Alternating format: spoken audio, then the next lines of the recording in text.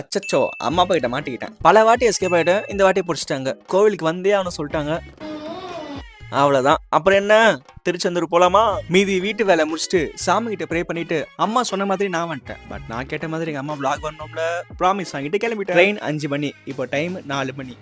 ஆட்டோக்காரன் நான் வர வேண்டிய டைம் 4:20. பட் வந்த டைம் 4:40. இன்னும் 20 மினிட்ஸ் தான் இருக்கு.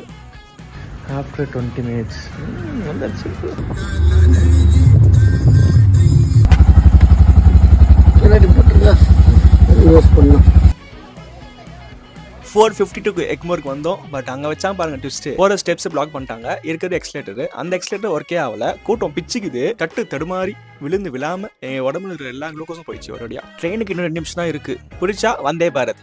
வந்தே பாரத் ஃபர்ஸ்ட் டைம் புது எக்ஸ்பீரியன்ஸாக இருக்கும் போது. ஸோ பார்ட் 2ல வந்தே பாரத்ல நானும் எங்கள் அம்மா பண்ண நாட்டி அது வரை பெரிய டியூட்டி. டீசெண்டாக சுடிதாரில் போகிறது ரொம்ப ஸ்பீடு. சுக்கா டேஸ்ட்டு பாபு பிஸ்கெட் தெரியுது.